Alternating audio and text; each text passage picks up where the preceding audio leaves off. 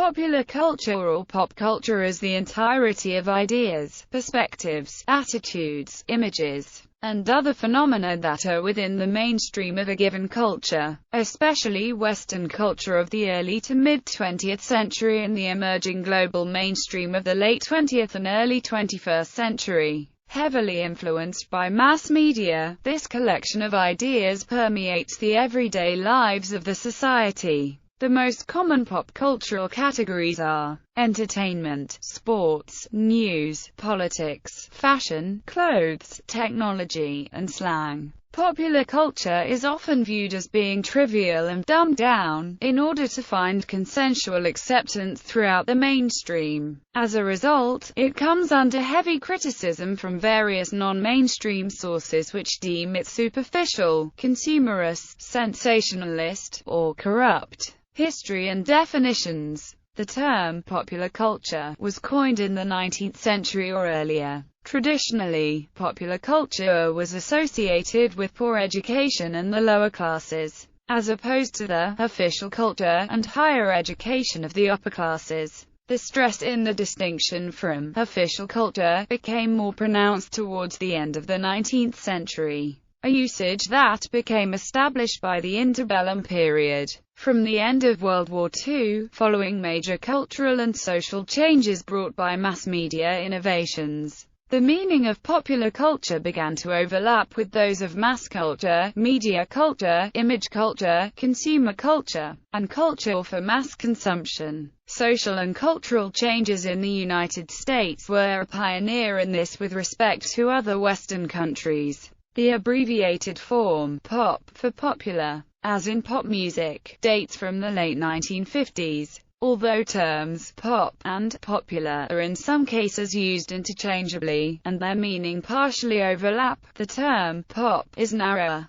Pop is specific of something containing qualities of mass appeal, while popular refers to what has gained popularity, regardless of its style. According to John Story, there are 6 definitions of popular culture. The quantitative definition of culture has the problem that much high culture is also popular. Pop culture is also defined as the culture that is left over when we have decided what high culture is. However, many works straddle the boundaries, e.g., Shakespeare and Charles Dickens. A third definition equates pop culture with mass culture and ideas. This is seen as a commercial culture, mass-produced for mass consumption by mass media. From a Western European perspective, this may be compared to American culture. Alternatively, pop culture can be defined as an authentic culture of the people. But this can be problematic because there are many ways of defining the people. Story argued that there is a political dimension to popular culture. Neo-Gramscian hegemony theory sees popular culture as a site of struggle between the resistance of subordinate groups in society and the forces of incorporation operating in the interests of dominant groups in society. A postmodernist approach to popular culture would no longer recognize the distinction between high and popular culture. Story claims that popular culture emerges from the urbanization of the Industrial Revolution. Studies of Shakespeare locate much of the characteristic vitality of his drama in its participation in Renaissance popular culture, while contemporary practitioners like Dario Fo and John McGrath use popular culture in its Gramscian sense that includes ancient folk traditions.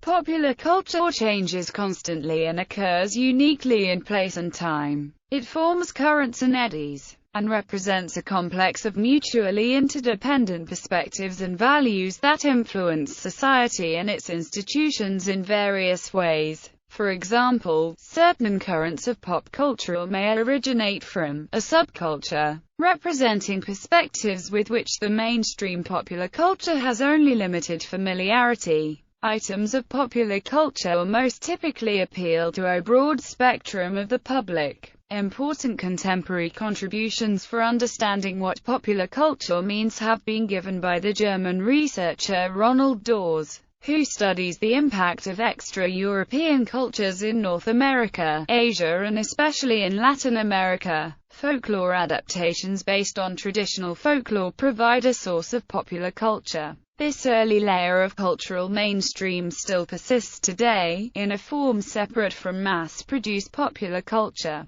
propagating by word of mouth rather than via mass media, e.g., in the form of jokes or urban legend. With the widespread use of the Internet from the 1990s, the distinction between mass media and word of mouth has become blurred. Although the folkloric element of popular culture engages heavily with the commercial element, the public has its own tastes and it may not embrace every cultural item sold. Moreover, beliefs and opinions about the products of commercial culture spread by word of mouth, and become modified in the process in the same manner that folklore evolves. Self-referentiality. Owing to the pervasive and increasingly interconnected nature of popular culture, especially its intermingling of complementary distribution sources, some cultural anthropologists, literary, and cultural critics have identified a large amount of intertextuality in popular culture's portrayals of itself. One commentator has suggested this self-referentiality reflects the advancing encroachment of popular culture into every realm of collective experience.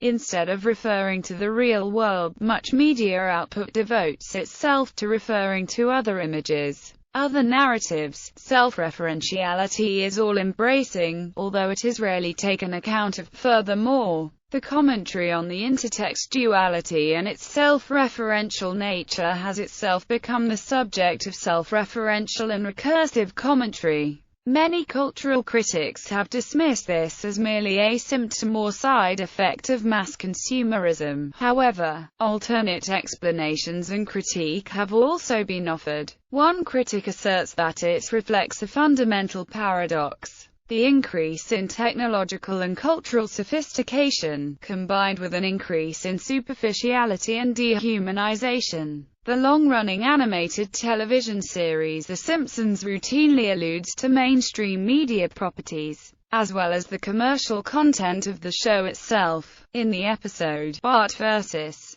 Thanksgiving, Bart Simpson complains about the crass commercialism of the Macy's Thanksgiving Day Parade while watching television. When he turns his head away from the television, the screen shows an oversized inflatable balloon of himself floating past. According to television studies scholars specializing in quality television, such as Kristen Thompson, self-referentiality in mainstream American television reflects and exemplifies the type of progression characterized previously. Thompson argues shows such as The Simpsons use a flurry of cultural references, intentionally inconsistent characterization, and considerable self-reflexivity about television conventions and the status of the program as a television show. Extreme examples approach a kind of thematic infinite regress wherein distinctions between art and life, commerce and critique, ridicule and homage become intractably blurred.